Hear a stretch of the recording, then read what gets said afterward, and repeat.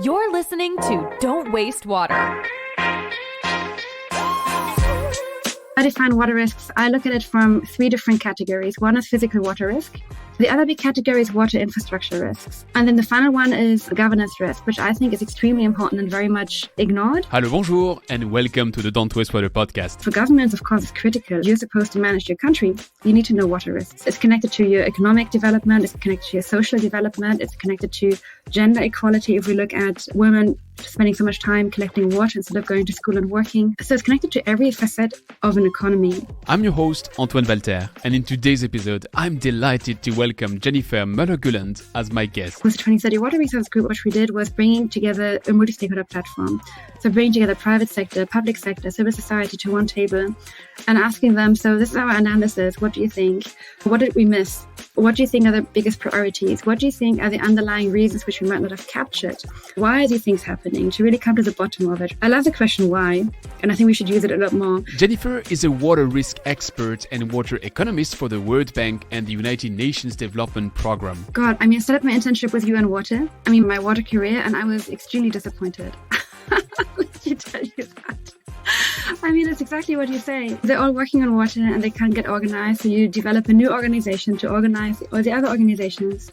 But then you've got all the different complications around it, so it doesn't really move forward. Jennifer is also the founder of the Water Risk Assessment Blueprint Training, a 12-week online course that helps water professionals to know the water risks, convince decision makers to consider and address them, be part of the solution, and accelerate their career. Somewhere in Paris headquarters of the OECD, an independent and diverse group of eminent policymakers joined forces in May 2022 to create the Global Commission on the Economics of Water. After the stern review of the Economics of Climate Change released in 2006 and the Dasgupta review of the Economics of Biodiversity issued in 2021, they were about to complete what they called the Sustainability Trilogy with the release of their Pact for Voluntary Commitments, an incredible report that they launched on the 22 March 2023 at the UN Water Conference. Did you hear of it? Well, let's say it wasn't a banger, but they must have a good PR team, so it gathered some mainstream media attention. That's where Jennifer picked it up and looked up their water risk assessment. The result is history. A nicely crafted, pedagogic, positively toned yet affirmative LinkedIn post shared 113 times. I'll link you in the show notes, where she calls out their bull. Hey, that intro is not about name and shame, but I'm telling you that story because it seems that even though the World Economic Forum's yearly global risk report has water-related ones all over its top 10, there's a severe deficit in understanding, framing, and running water risk assessments. Yet, how can we solve problems we don't understand and cannot size correctly? As Jennifer will explain in a minute, that's a challenge that shall be understood at all levels, from the governments to companies and individuals, because water risks are connected to economic developments, to social development, to GDP, to every facet of the economy, and even gender equality. So clearly, ignoring water risks can have long-lasting impacts on individuals and communities. So let's fix that, and let me close this intro and leave the floor to Jennifer. Just before that, let me remind you that you still have a couple of days left to book your seats for the upcoming Blue Tech Forum happening in Edinburgh on the 17th and 18th of May under the tagline of Innovation with Impact. The agenda is packed with great speakers, mastermind roundtable sessions, innovation for impact box design sprints, 5x5 partnership case studies, lots of networking opportunities, and Blue Tech's signature cherry-picked disruptive water tech innovations. Check out the full agenda on bluetechforum.com, the link is in the description, and consider joining me and many former guests of this podcast in Edinburgh this May. If that's of interest, here's the cherry on the cake. With the code Antoine20, like my name followed by 20, you'll get a 20% discount on your registration if you book before the end of April, so hurry up, the doors are closing.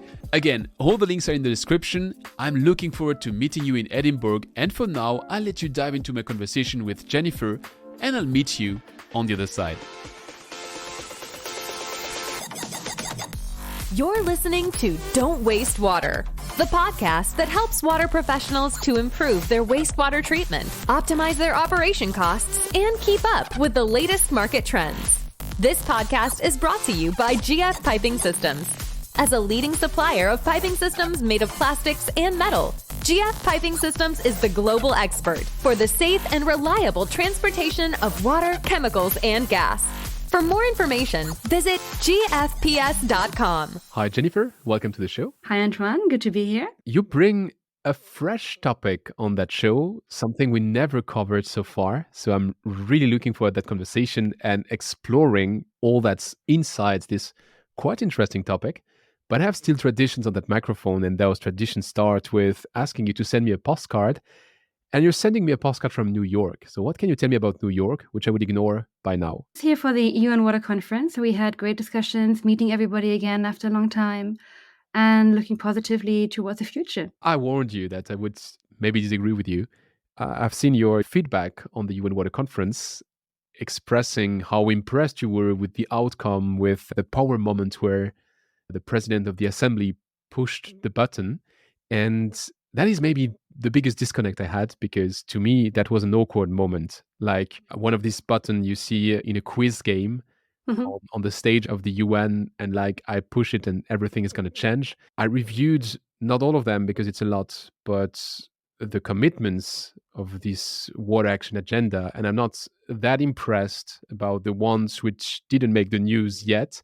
So it sounds like there's a lot of bulk, which is meh, and then a couple good ones which people would put first. But you were really in New York, and you are still really in New York, while I was doing all of that from my studio. So maybe I really missed the point. So did I? I think it's two things to look at. Of course, it isn't what you would want to really move the needle forward. I mean, we always get disappointed by these big meetings because expectations are high and a lot has to be done, right? So I think we expect to be disappointed. And I went there with the expectation to be disappointed, which I think then my feedback afterwards was more positive than it would have been if I had gone there with the expectation to be wowed. And I think now I've been going to many conferences over the years, and each time they are a bit disappointing. It's just the way it is. But I think on the same hand, we have to look at it is moving forward, right? Like it is gaining awareness. It is, people are making commitments. It might not be the most amazing, wide-reaching commitments, but they are moving in the right direction. And I think to promote and to encourage people making these commitments and moving forward, I think it's good to be a bit more positive rather than bashing it and saying, you should have done this, you should have done that. It should be committing. It should be with a tight deadline. It should be something monitored by somebody.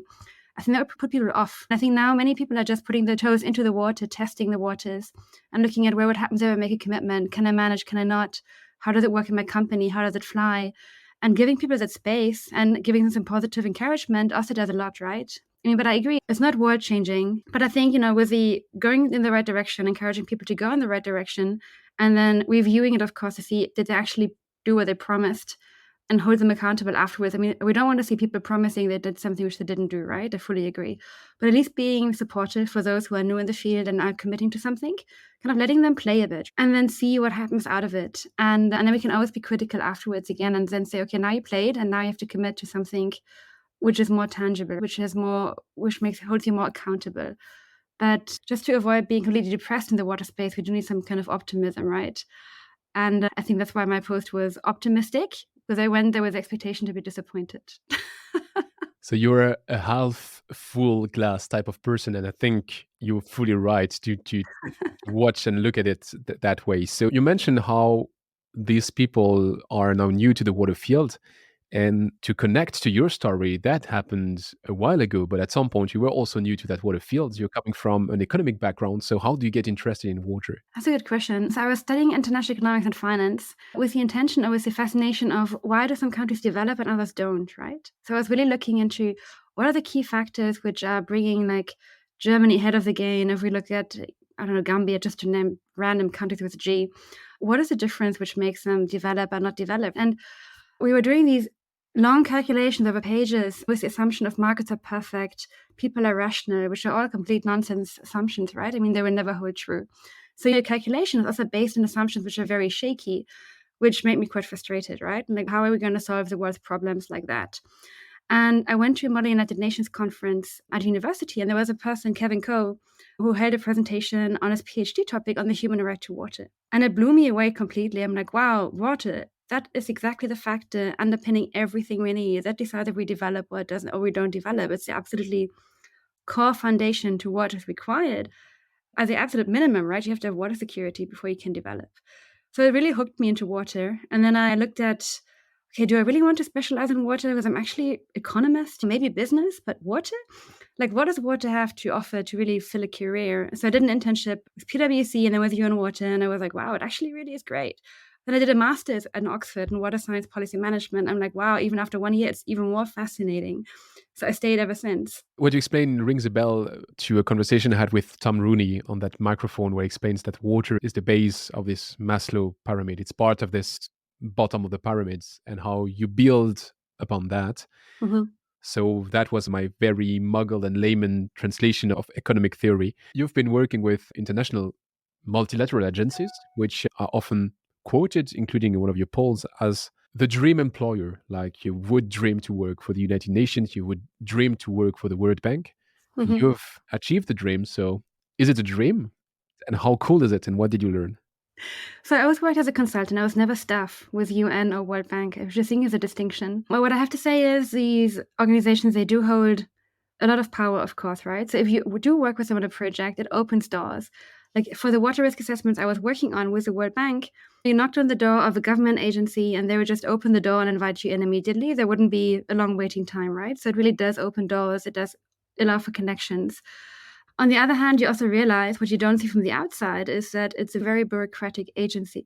It's the amount of things you want to do because you come in like highly motivated with a big passion, you want to change things. And you realize very soon that you've got many roadblocks because it is such a large agency, there's such a large organization. You've got many stops in between. It's like a government organization, right? Like very bureaucratic. You've got many levels of approval you need to pass. It's slower than you want it to be, for sure. You can move things, but you need to bring in a lot of patience, which I think I really underestimated, right? Because you see World Bank, UN changing the world, and then you realize, oh, it might be, but little by little and little by little. And the last thing I would say is what I didn't realize before, which I think is interesting for people who want to work for these organizations, is that all the interesting reports we see, which are being published by the World Bank or by the UN, many things are done by consultants, not by people actually working in staff positions.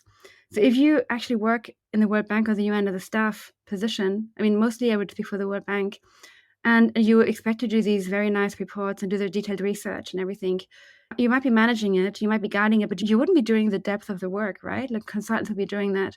So if you're really interested in learning, like doing more research, engaging more, learning more about your topic of interest, you might be better off actually being a consultant, working on these projects, which I didn't realize before.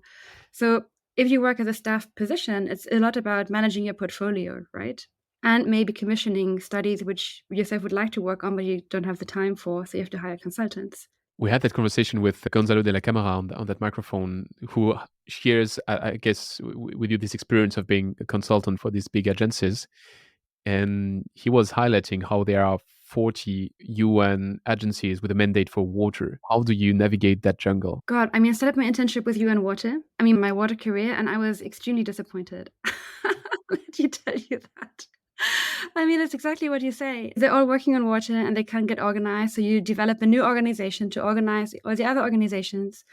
But then you've got like all the different complications around it. So it doesn't really move forward. I mean, that was a long time ago. I don't know if it changed by now. But it definitely wasn't what I would have expected it to be. And it wasn't what I think we would need nowadays to really move things forward. And by the way, I know Gonzalo quite well. We worked together in my very first job at Ecologic Institute. That's an interesting link. Yeah. Here's another stretching and maybe interesting, maybe a stretch link, which I'll make here, which is I've been in sales. And in sales, usually when you have a hard time selling, you blame it on the fact that the customer is not interested, on the product, on the solution, on whatever you're delivering. And most of the time, the real reason is that you didn't understand the problem or you didn't really address the problem. My understanding of the topic of today, which you just shortly mentioned, water risk assessment, water risk and the risk word, is that maybe a lot of the reasons why we are not moving that fast in the water world is because we misunderstand, misjudge, or underevaluate the risk. If you don't notice there's a problem, why would you solve the problem? That's why I'm really excited to have that conversation with you about risk today. And I'd love for you to start by defining what you understand by this risk and water risk. I agree. I think that's why I like water risks and I specialized into water risks from water economics, because it was exactly the lever I needed to kind of change something, because people weren't realizing like what is actually at stake, and finding a way to explain it easily to them does change things.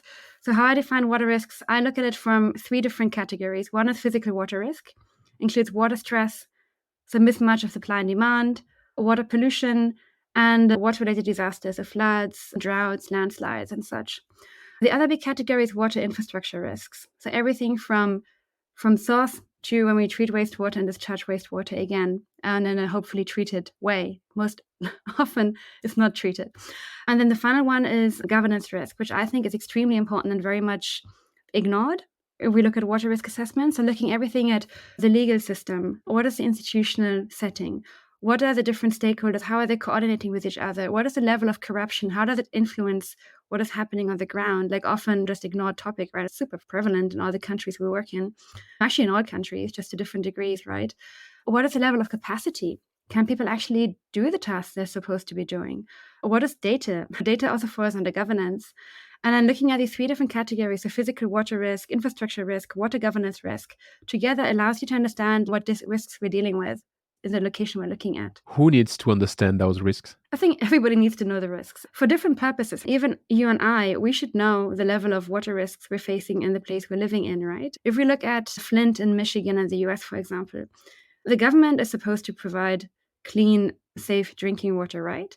But they were like providing water which had far too high levels of lead. And even after they were highlighting it, they weren't taking the request seriously. And if the citizens hadn't realized themselves that they're drinking polluted water, who knows what would have happened? Even now it's bad enough. I mean, children have got lifelong damages because of the lead poisoning and everything. But I think even for a consumer, it's important to understand your level of water risk where you're at.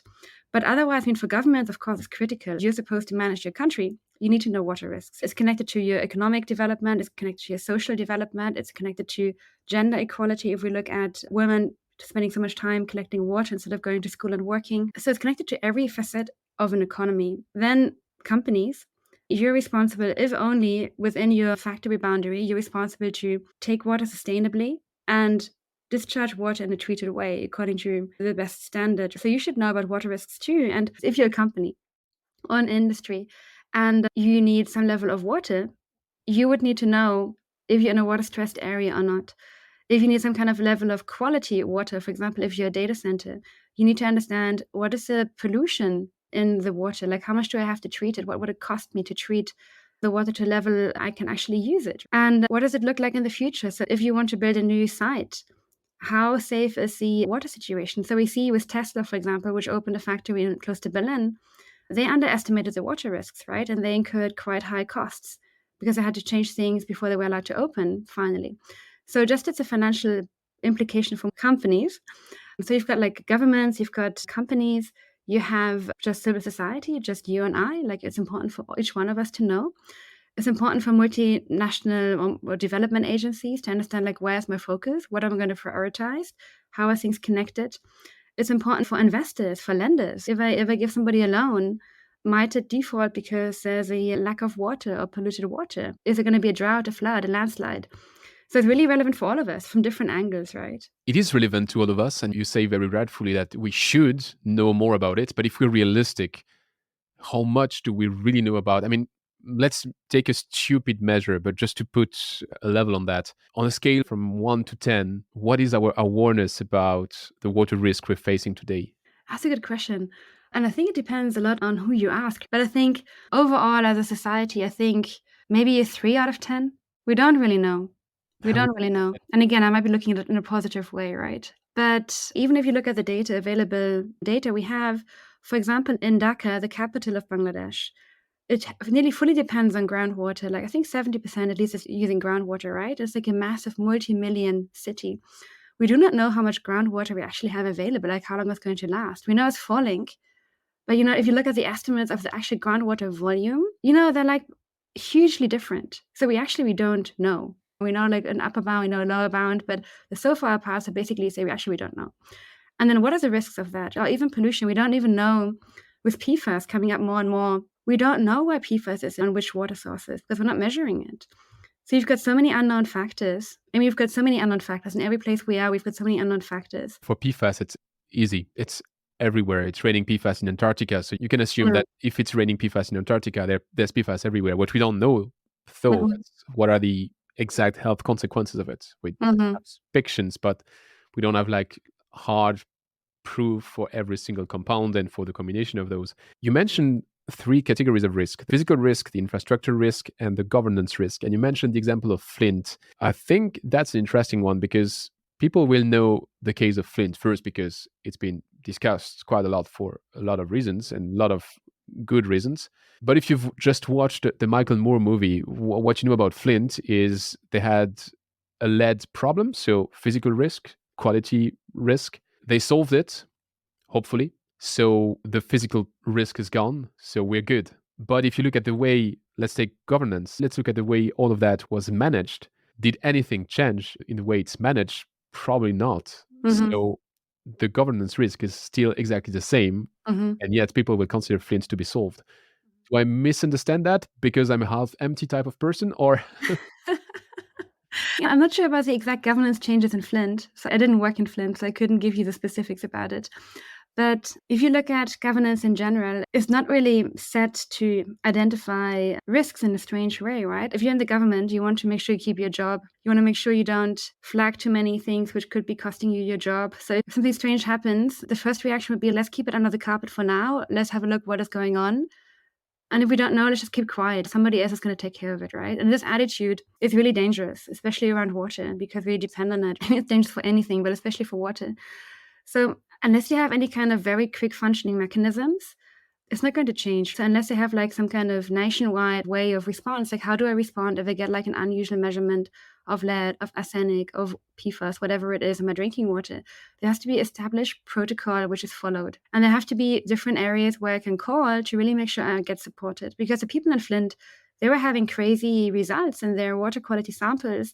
And they were being told it's an anomaly, it was a kind of an outlier or whatever. Like, no, people were actually really affected, right? And they didn't have any place where they could really go and have the quick action they needed. So I think unless we have any kind of escalation mechanism like that, the governance problem also isn't solved, right? let me take one risk, which, and you'll tell me if that's relevant to even classify that as risk, but which is to me the most famous, at the same time, maybe the most misused one. And I'm well placed to say it's misused because I've used it to lead into my TED talk. So maybe I'm the first person to misuse it. But it's this figure given by the 2030 Water Resource Group, which shows that if we don't change anything in the way we behave with water, well, by 2030, we're missing 40% of the water needed to strike a balance. And when I discuss with people, tell me, yeah, like that's ever going to happen. We will find a way. Yeah. But what's the consistent way? So that's my first problem with that risk. My second problem with that risk is that if you look at startup pitches, they would just randomly say, we're missing 40% of the water, hence we're doing something totally unrelated. But that was just our lead intro into. Mhm. So, how do we understand this water quantity risk and how much are we missing the core of it if we just focus on this kind of lighthouse risks? Yeah, it's a good number to use to get attention, for sure. It does show we're facing a real issue, but I think the number doesn't tell you like the extent of the risk. One, because water is extremely local, as you know. So 40% is an average. In some places, it's a lot worse. In some places, it's a lot better. So the 40% itself doesn't really tell us the extent of the situation, which we really should be worried about. Another thing is it only includes, as you say, the quantitative risk, right? It doesn't look at the qualitative risk. So of the 40% gap, the 60% which we're kind of meeting, right? How much are we actually using water we don't really want to use because it's polluted? I mean, if you look at countries, I mean, we're from working in India and Bangladesh and Indonesia, you've got rivers which are just dead. There's sewage and there's like massive volume. There's not like a small flow on the side of the street. Like, no, these are massive rivers, massive lakes, foaming, burning, water you can't use. It's not considered in this number. So I would say it's even worse. And then we have other risks like infrastructure risk. How much are we losing through non-revenue water of the water which is actually physically available, treated, put into the system, and then being lost on the way? So I think these factors aren't included in this numbers. I would say the number is even worse. However, it's a good start to kind of start the conversation. But in terms of how to move beyond it, like how to solve it, you really have to look at it in a lot more local space, right? You have to look at least on a river basin basis, if not sub-river basin, and understand the whole situation, and then look at, okay, in this place, what can I do? Like, what is the physical gap? What is the quality situation like? What does the infrastructure look like? What does the governance situation look like? Why are we here in the first place? Because I believe if you have good governance, you wouldn't have the problem, right? Because it would be taken care of because you would have good governance. And then you would have to find solutions from that situation. And I think looking at it from a national level or global level won't help us very much because we need to just become more aware of where is the actual problem, how do I solve the problem. It's very different in every country. It's not like one solution fits all, as it's very localized. One problem I would see is that we as humans, we can easily deal with black and white, on and off. Let me give you two examples of that. If you look at the infrastructure in the US, and sorry, I don't want to be just tackling the US, but it's just the number I have now from the top of my head. In the 80s, they evaluated that they needed to invest $180 billion to bring the infrastructure back to the quality stage it should be. By the latest EPA assessment, we are at $550 billion. So we're really evolving in the wrong direction. But as long as it doesn't break, I mean, you might need to improve it, but it's working. So why should you do something about it? So that would be my first example of black and white. My second brings me back to Germany. Germany is using 19.5% of its renewable water resources. And the threshold says if you're below 20%, then you're good. So Germany says, I'm good. 19.5 isn't 20%. And then on the other side of the border, you have Denmark, which is at 20.3%, and which is behaving since 2 decades as one of the most water-stressed countries in the world and really taking a lot of actions because they're above the 20% threshold. So how do you bring this sense to decision makers, to water professionals, to big companies, that it's not about black and white, it's about shades of gray? These are good questions. So starting off with the first question you had was the infrastructure investments required and not being taken action because we can fix it somehow.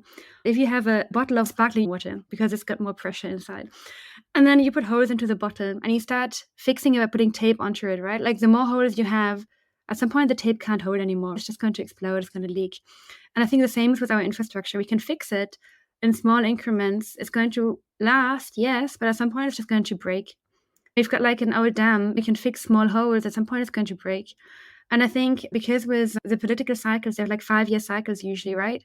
So you don't want to have a massive investment in your 5-year cycle. So if you can push it to the next 5-year cycle, you would do that.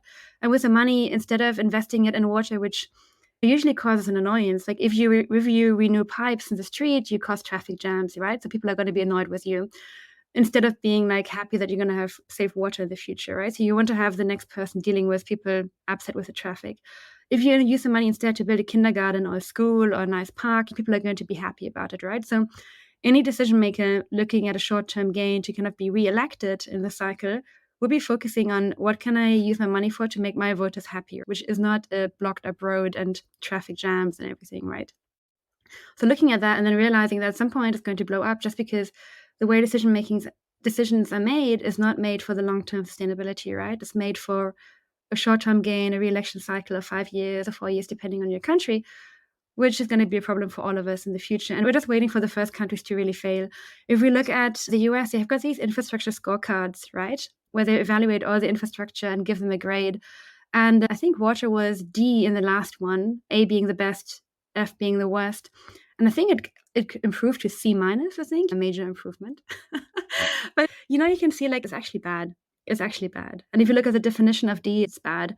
So it's just a matter of time, like to see when the first situations are going to really show that you can't fix problems incrementally anymore and you have to overhaul it completely. But I've been asking professionals, like, how would you overhaul, for example, London's infrastructure? It's from the Victorian age. How do you do that? And how would you pay for it? And I haven't received an answer yet, which is very concerning, right? Then looking at the black and white, I agree. Decisions have to be made on something, right? And you have to have some kind of indicator for people who don't understand the degrees, the shades of gray of different issues, right? So you have to just find some kind of metric to help decision makers make a decision. But I agree, like these thresholds, like the 20% is a bit arbitrary. If you look at 19.5 is okay, but 20.22, I think you mentioned, is an issue. You have to look at it in a more holistic way, of course. I would say it's not too bad to be water secure, right? Like to aim to be water secure. I think it's always good, but then you have to look at balancing budgets and making sure you don't go overboard with anything. But I think helping decision makers contextualizing it, right? Like in my water risk assessment analysis, I show you've got the different water stress index thresholds, right? And you say, okay, we aren't there yet, but we're coming close. Let's become aware of that. The same with the gap you mentioned, right? The 40% gap. It's like a water supply demand gap estimate, right? Which is severe water stress if you put into the water stress index.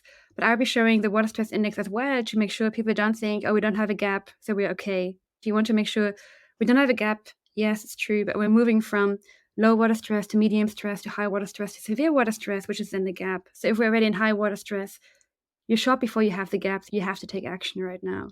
So giving more context to the numbers would help. You mentioned this pedagogy and how you're implementing that in your assessments. You've been directly involved in 8 multi-year water risk assessments for, I guess, 8 different countries. A few of them are in the same country, but in different regions of the country.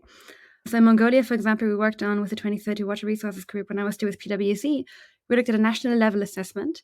And then we found 2 regions which were really at risk, which is the city of Ulaanbaatar, the capital, and the mining region of the Southern Gobi. So we'll be looking at in depth, looking at the assessments in these areas to zoom more in to find cost-effective solutions. And yes, and then with Vietnam, Indonesia, Bangladesh, Kenya, multiple countries over different years, yes. And how do you run one of these assessments? Where do you start? What's the deliverable? How much time do you have? Who are the stakeholders which we involve? It can be really short. So for multinational companies, if you're doing the assessments, you can do a city a week, for example, if you really want to push it, right? We'll be having a high-level assessment. But for these assessments with the World Bank and 2030 Water Resources Group, they were much longer because they were intended to really understand the situation of the country. So I would say at the very least, you would need at least a year from beginning to end. And you have to understand first, why are we doing the assessment? Or what is the intention of the assessment? And then you would kind of tailor it accordingly and looking at the different stakeholders. So we always start with looking, who are the key stakeholders in this country? We speak to them to see, okay, what are the problems we're looking at? Over the years, I developed a blueprint looking at the different areas I want to look at in a water risk assessment, following the physical water risk, infrastructure risk, governance risk, to just not be led astray by all the different opinions. But it's very much contextual, right? So you have to understand in the country, what are the key problems we're looking at? Which direction do we want to go into? What are the points of emphasis, right? Because you can't look at everything. You have to look at a few hotspot topics which are most relevant for the country, be it pollution, be it water stress, be it infrastructure issues. It could be, or just even governance, right? You've got a law missing or something, which we identify. And then you just do an analysis, collecting all the data, just doing the technical analysis of it. And then with the 2030 Water Resources Group, which we did was bringing together a multi-stakeholder platform. So bringing together private sector, public sector, civil society to one table and asking them, so this is our analysis. What do you think? What did we miss? What do you think are the biggest priorities? What do you think are the underlying reasons which we might not have captured? Why are these things happening? To really come to the bottom of it. I love the question why, and I think we should use it a lot more. I usually kind of tend to ask why 7 times, and at the end of it, you really know you came to the bottom of it. It's like an annoying 4-year-old, you're like, Mommy, why? But at the end, you come to a good conclusion. And then based on that, when we really understand the underlying challenges, we can then develop solutions. And if you have the different stakeholders in one table, you can really see, okay, what solution can we bring forward? And what do I need to make the solution work? For example, the private sector may say, yes, I do want to, in Vietnam, for example. Yes, we do want to recycle water, but currently there's no regulation allowing it that we're allowed to reuse treated water. So we can't do it. If we do it, we're going to be going against regulation, which we don't want to do, right? So the one side, you're telling us we have to do it, but then you don't realize we don't have the regulatory requirements to actually do it. And these things can become very clear when you bring these 3 stakeholder groups into one table, because you're all in your own silo. You're just thinking you're doing the right thing and what the other people are not behaving because for whatever reason, until you realize that actually they're not doing the thing you want them to do because they just can't because of X, Y, Z, right? And civil society is always great to bring in because they're very good at highlighting the actual challenges, right? So nobody can hide from civil society organizations. And what I like to do is, in these assessments with civil society, I like to look at the extreme opinions.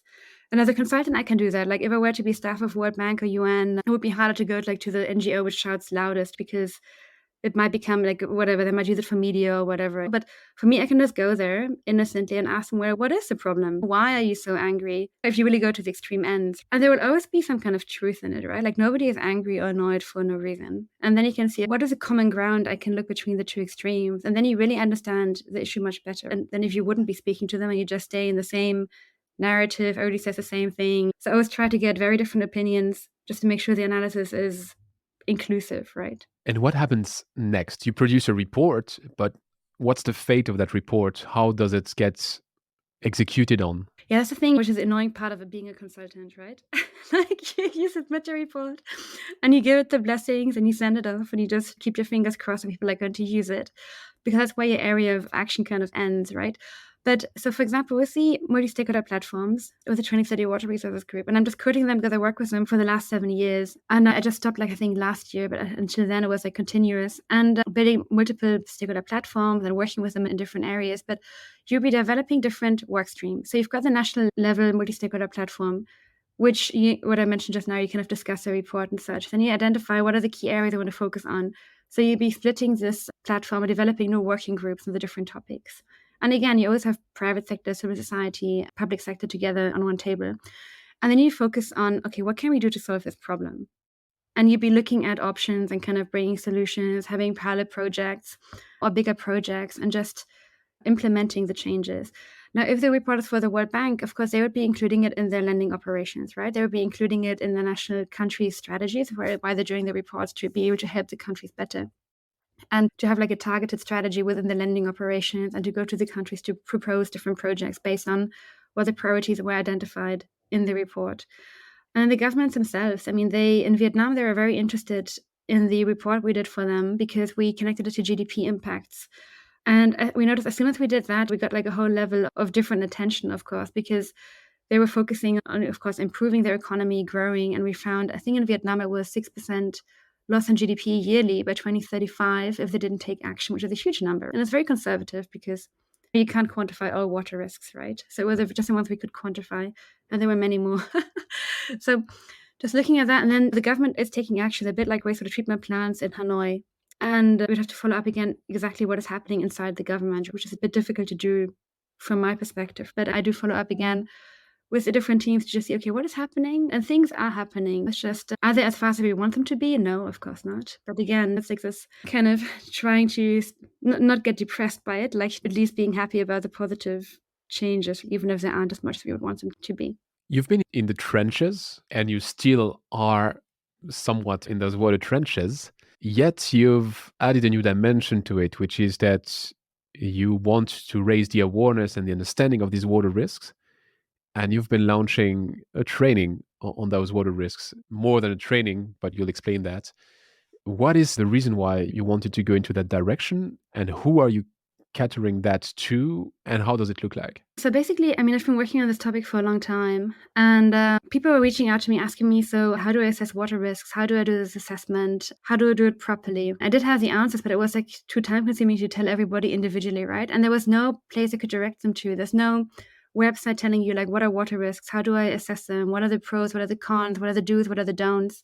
And at the same time, I was seeing like many assessments coming onto the market, so to say, are being done, which were not really looking at all the water risks, right? Like many times they were just looking at water stress using like the water risk filter from WWF or WI Aqueduct, which are great tools and I use them a lot, but you can only use them really to prioritize the areas you would like to look in more deeply. I can use them to prioritize from 100 sites. I can look at the top 10 to then do my actual assessment.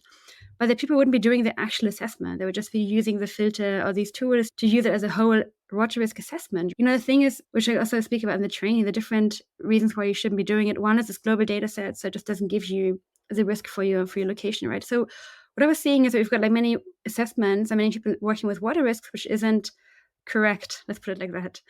And then you see, as a person, I am passionate about kind of bringing water security forward, and I see what's happening. So I think, no, we can't waste our time with incorrect assessments and kind of building decisions on those. There was one reason, just to kind of think that there's a gap in the market for actually what are water risk assessments. Then people coming to me again and like more frequently asking me like, how do I assess it? How do I deal with water risks? And I mean, not having any place to send them to, and not even a university program. I don't know any program which actually deals on exactly looking at water risks. So I think it was just the need of the hour. So I was feeling frustrated about seeing what I was seeing. When I was doing my assessments, it was difficult to get people who actually knew how to do assessments and not having any good answers to people which were coming to me. So I actually did a survey and just asked people, if I were to do a training, what would you want to learn? And I got like such a huge response. I mean, 200 people responded to my very long survey. So thank you for everybody listening who actually did. And kind of motivated me, okay, there is demand, there is need for it. And I did spend the last 10 years understanding how to do assessments, right? Like a trial and error back and forth. I think people shouldn't be doing that again. They can just benefit from what we learned on the way. So I decided to do a training, and it's a 12-week training just because what people wanted to learn was quite substantial. And I also know what they need to know to be able to achieve what they want to learn, right? So it's a training teaching you the foundations, you how to use, basically what are water risks, how do you assess them, who should be assessing them, what is a corporate water risk, what will governments look at, and then looking at how to use tools where you can do a quick level scan, and then also how can you use them, how should you not be using them, and whenever you need to go beyond it, how do you go beyond it? And then the biggest module is really around how do I assess water risks holistically, looking at water resources risk, infrastructure risk, water governance risk, the three categories we spoke at the beginning. And then the last module is really around what do I do once I have my assessment, right? Because you asked me what happens with the report once you finish it. So the thing what you can do is you can make the report the best way you can do it so that people are actually going to be using it, right? So we look at how to present your findings, how to communicate your findings, how to put them into context with GDP risk, financial risks, what if scenario, storytelling, all the different ways you can actually bring your message across. What solutions would you have to the water risks you identified? How do you use multi-stakeholder platforms? And how do you include your water risk assessments in different types of decision-making tools like cost-benefit analysis and such? So at the end of the training, the students will really be able to do their own water risk assessment, and they will be pretty much knowing everything around water risks, which was my intention. I want them to really come out of the training and know everything about water risks and be able to do it on their own in a way which they have done before. So in the training, they do their own water risk assessment. I review it. So at the end, they really do know that they can do it, right? And I'm confident that they can do it. So yeah, with the intention that they're going to be better risk assessments in the future. You mentioned the students. What's the typical profile of someone who would get trained in your 12-week training? It's funny, like I targeted initially to young water professionals, but there are not many young water professionals joining. It's like 20% max. I was going to tell you exactly that. When I read your introduction, it really catered to these young professionals. Yeah. And let's crack the secrets. You were recommended by some of your alumni, and they are definitely not, I don't want to insult their age, but in terms of experience, they are definitely not young water professionals. They are very experienced ones, and arguably some of the people which would know the most about the sector. So it gives a hint at the level of value you're sharing, because if those people learn something inside that training, then I can guess everybody would learn something. I have to say, I'm really humbled. And sometimes people join the training and I look at them like, wow, I think I would feel like you would be my teacher rather than the other way around. But I think because it's such a specialized topic, I think everybody can actually get value from it. So you do have young professionals coming who feel like university didn't equip them with enough tools to actually get a job or to work like in a proper job.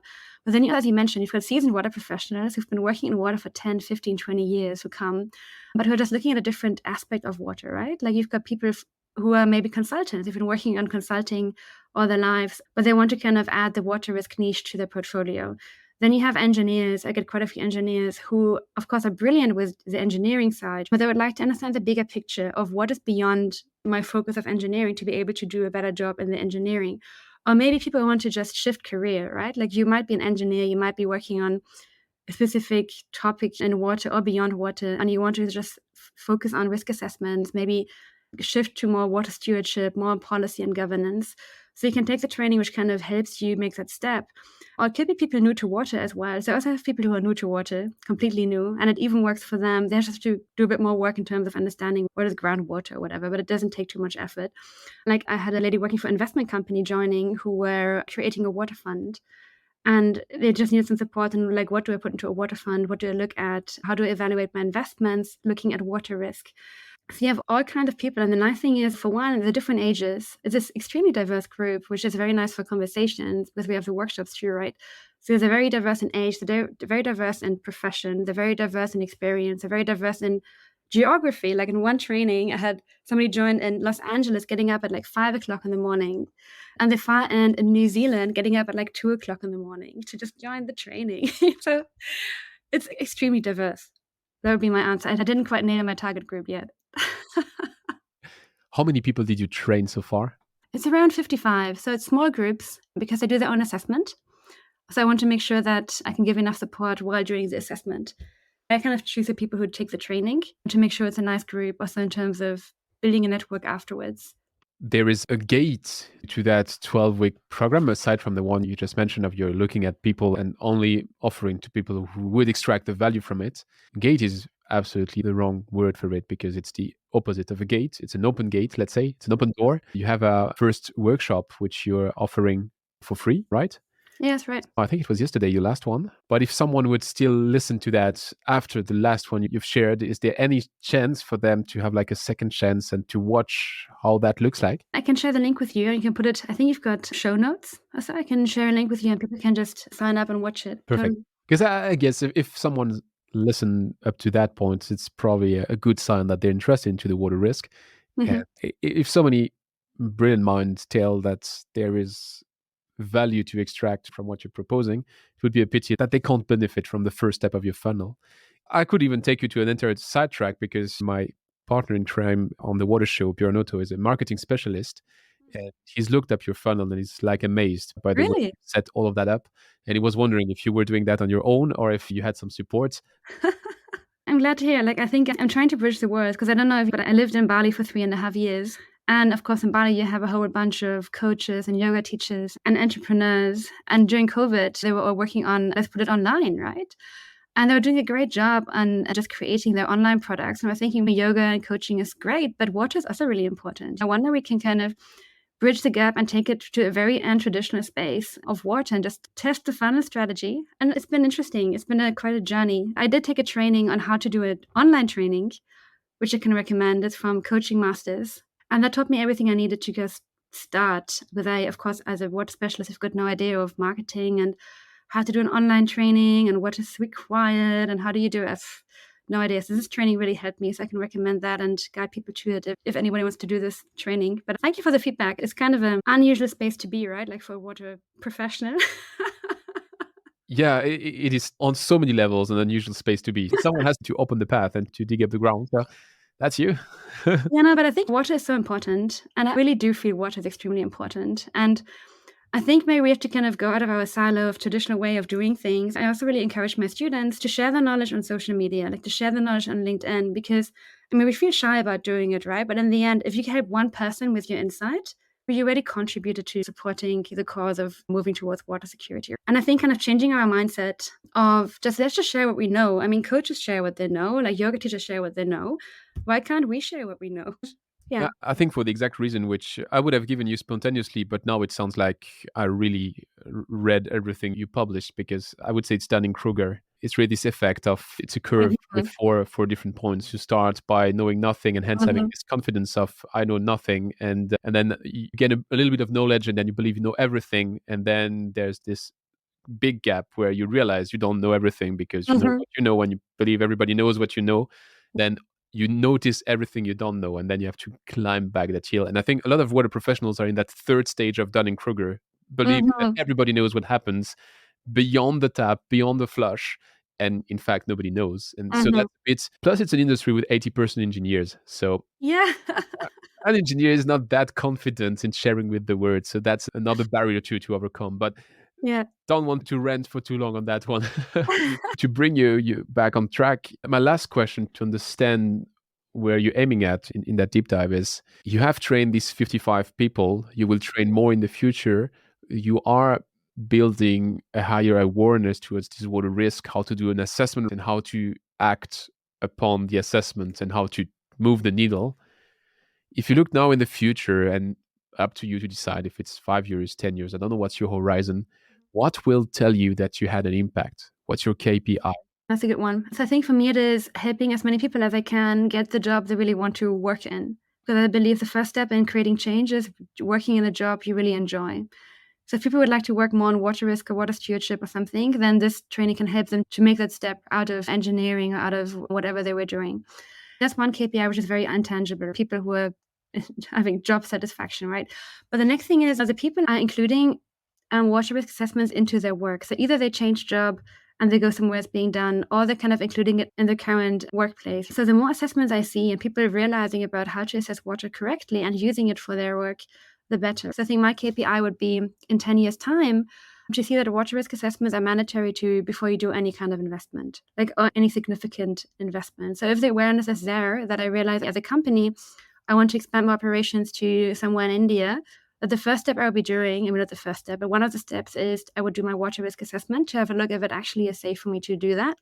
without impacting the other people around too much? And then if yes, what are my measures to kind of reduce water usage or whatever you have to do to kind of reduce the impact? And looking at governments too, like that they just have it as part of their regular assessments, looking at, in my country, what does the water risk look like? And how is it changing from year to year? Here the accountability comes in, right? Which we don't have in the UN Water Conference, but which governors should definitely have, right? Like what does it look like in my country? How am I moving towards my goals? What are my goals? And yeah, what can I do to come towards them? So I think, for one, seeing more people knowing about water risks is great. And then seeing like the application of it, of water risk assessments in all kinds of activities, like for companies, for multinational organizations, for loans. People, before you give a loan, just require a quick water risks check, just to safeguard yourself. I think the benefit is in water risk is that, which is why I'm drawn to it too, it's got a very strong lever. It actually makes financial sense to do a water risk assessment.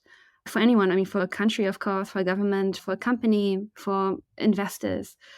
So I think we are going to see it more in the future. It's going to take some time before it hits awareness, but I think we are going to see a lot of it more in the future. And then if I can contribute a tiny bit to that, that would be my KPI, where I would say, okay, I actually did something good in my life. I said it was the last question. I lied. You just raised much more with what you just explained. Let me start with a difficult one. You're clearly, over what you explained over the past hour, you're bringing a lot of value to a lot of different people. But if I really push you in a corner and say, you have a starving crowd, who is that specific profile, specific type of stakeholder who will benefit the most of looking with much more accuracy into water risks? I think there are different ways of looking at it. For their own benefit, I think it would be companies operating in areas of water risk and investors investing in areas of water risk, because they have a direct financial benefit of looking at water risks. I think it would be a direct feedback loop. I avoid an investment in a water risky area, I don't lose my money. It's a pretty good loop. Or I take different measures. I don't have to just not invest, I just take different measures to mitigate my risk. But the bigger group responsible for a larger amount of people would be governments, clearly. But there's not a direct benefit to one person. It's a job, it's a mandate, it's what they're supposed to do. It's a collective benefit. I can't open that sidetrack now because it's an entirely different podcast, which we would be restarting from now. I'm fully with you on companies and investors. I have a hard time to see governments really acting on something which they've been actively ignoring for decades. But I don't want to open. I'm going to keep my mouth shut. No, the point is, I do know that I have an unpopular opinion on that one. I got called out in conferences like being the devil's right hand because I don't believe in governments on that specific point. I have a lot of trust in government for a lot of stuff. I just have my struggles with water. So I don't want to put you in a bad situation with my crazy opinions. But when you mentioned the companies and the investors and the way to mitigate it, the other bell, it was ringing in my head, and you'll tell me how wrong am I. If I'm making a water risk assessment as a company, and I realize that one of my risks is linked to physical risk, one of the ways to mitigate it might be to heavily invest into water futures. That's the beauty of having this financial mechanism now to cover it. And that sounds like an easy way out. Like there's going to be a financial product which covers my risk, regardless of the risk. You mean the financial product? You invest in water futures. For instance, if you are in North America, you would invest in water futures. If you're in Australia, you invest on the Möller-Gulland basin. If you're in Chile, water is traded as well.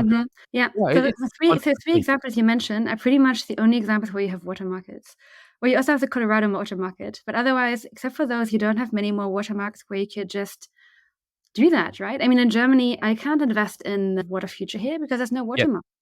So to have a water market, I actually wrote my dissertation on that in Oxford on water markets. So it's funny you kind of mentioned that. But you have to have so many criteria which come together to make it possible to have a water market. You have to have the infrastructure, you have to be able to measure it, you have to have the governance structure in place, you have the right geography to be able to kind of have like your in and your out. It's not an easy thing to do, and many of them have failed in the pursuit of doing it. So I don't think the water futures market is going to help you, maybe in very limited places. But even then, I mean, what do? You buy a water future, and then suddenly you've got like a 1 in 100 years drought, and they sold too many water futures. What are you going to do?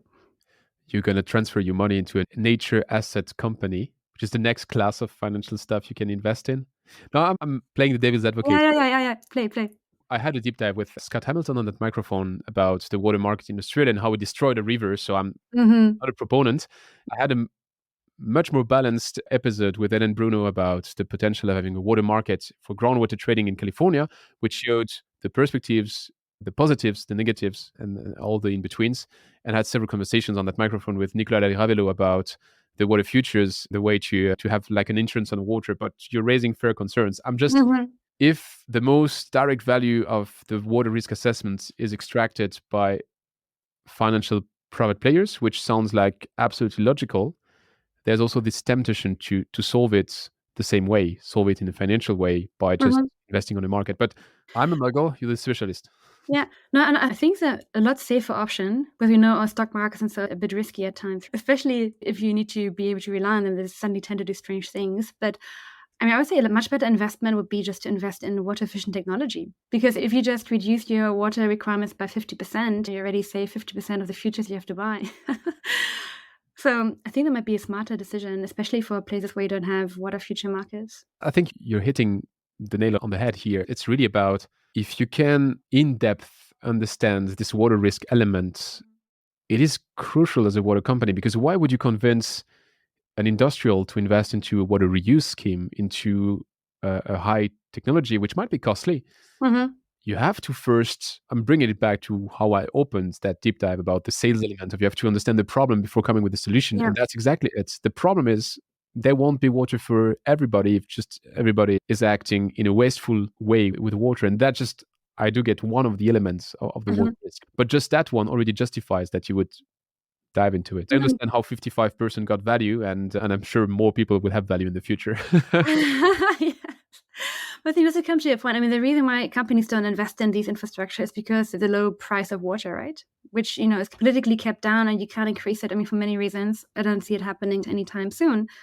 But that's why you would have to understand as a company yourself, what are your water risks? What's your financial impact if you don't do it? I mean, regardless of the water price, forget about the water price. Like, what happens if you just don't have water anymore? Or, 50% less? Like, what is it going to do to your operations? And how likely is a scenario to happen? If it's likely, you better invest in something to reduce your water usage, because it's just a clear financial benefit for you. And I think kind of arguing from that perspective, which is why water risk assessments are useful, because they show you like what value is at risk if I don't take action, and what are my risks. So no, I fully agree. Like, if you just ask a company out of the blue, like, you should be invest millions in a reuse infrastructure, and they're like, well, but I mean, water costs nothing basically, so why would I do that? There's no business case in it. But then if you come from and say, like, look, water stressed area, you've got X% of population growth, X% of industrial growth, X% of agricultural growth. We might have a reduction in water supply because of climate change or whatever the reason may be. So we're seeing, like, in the foreseeable future, we're seeing some stress coming up, which could happen in certain years. You can do these percentages. You can do scenario analysis, right? You can say, like, we've got like a X percentage of you not getting so and so much water in this year. Figure out what kind of implication it has on you and your production. And these things do happen. You do have, like in France, where power companies had to produce less energy because there wasn't enough water in the river. So these things do happen. And just being smart about your own investment, it just makes financial sense. It's not even just me kind of coming here as a water hippie telling you be nice to water. It's really like, no, it's got a financial implication on your operations if you don't consider it. You mentioned France, and then I promise it's my last additional sidetrack within the sidetrack of the sidetrack. Just as we record, France announced yesterday their plan towards 2030 when it comes to water. And one of the things which they announced is that 12% of the water used is today to cool down the nuclear reactors, and they want to divide that by 2. They also want to go from the 0.6% of water reuse they have today up to 10%. They want to cut the water leakage. And all of that, if you look on the paper, makes a lot of sense. I'm just wondering, did they do a proper risk assessment and then came up with that plan? Or, 10% water reuse sounds good, so why not put it on a piece of paper? I've got no idea what you guys did in France. I mean, but ideally, you'd be looking at, like, what are the risks of having a water gap? Like, what is the supply-demand gap in that particular area? And how much can I close in a cost-effective way? It's a balance between, like, how much can you invest? It has to make financial sense again, even in your mitigation measures. So you can't say you're going to have like a zero water system, however you would manage that for millions, if, it doesn't balance with the potential risk you're mitigating, right? So, I mean, you should be looking at what is the chance of you not having water? How much water would you not have? In which percentage? Like, which kind of, what is the probability? And then how much would it cost you to invest in technology to reduce your water requirement, right? And then balance the two factors and see whatever is cost effective and do that. Well, Jennifer, thank you for staying with me despite me dragging you all over the places for the past 15 minutes. But thanks a lot for all the value you shared in that deep dive. I see so many good tracks to do a follow-up with you and to open one of the doors which we just scratched on in that ending. I propose you to round it off by switching to the rapid fire questions.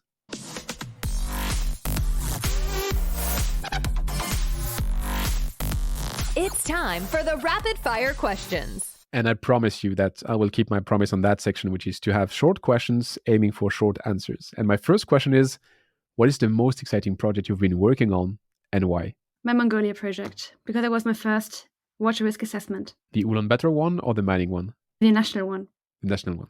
Can you name one thing that you've learned the hard way? Yeah, like how to assess water risks and without going into 10 million rabbit holes. I spent like hours and days of my life in unnecessary pursuit of information.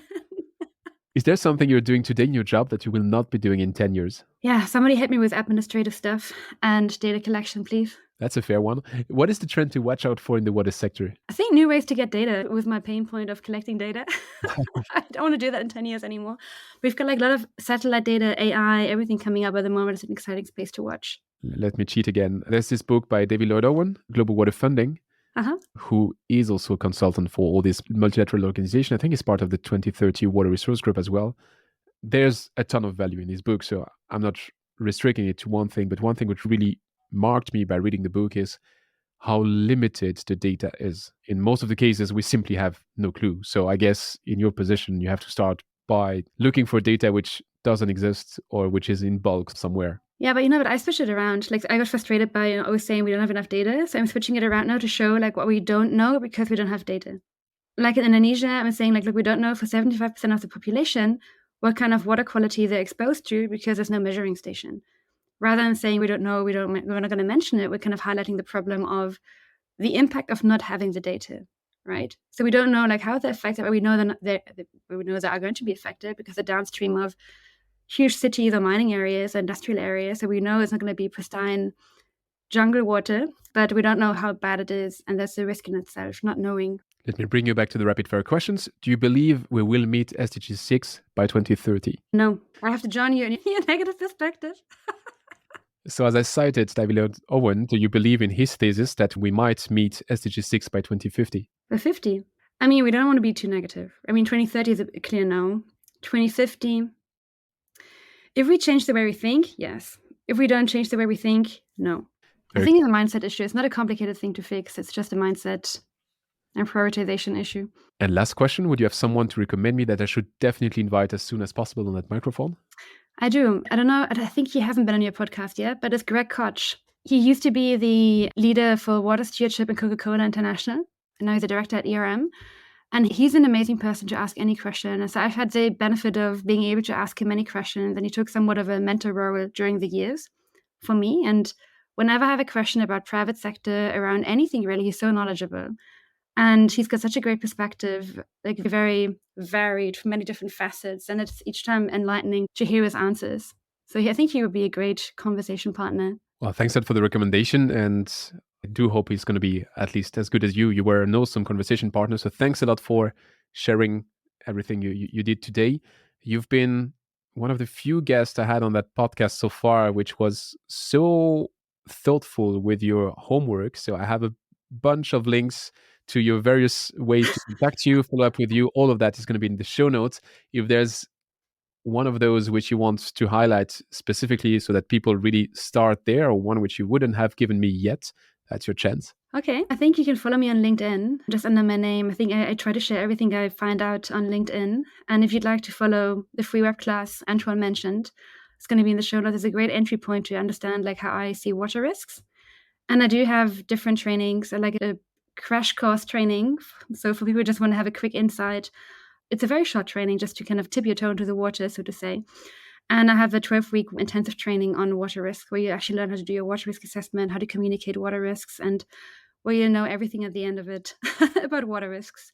So those would be the links to look at, I think. Yeah. Oh, check the show notes. Everything is there. And once again, Jennifer, thanks a lot. And I hope to have a sequel conversation with you at some point. Thank you so much, Antoine. And thank you so much for doing the podcast. It's great. And part of what I mentioned, we should speak about water. We should speak about our knowledge.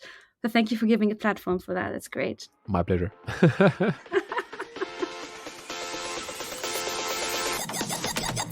Thanks for listening to Don't Waste Water. This podcast was brought to you by GF Piping Systems.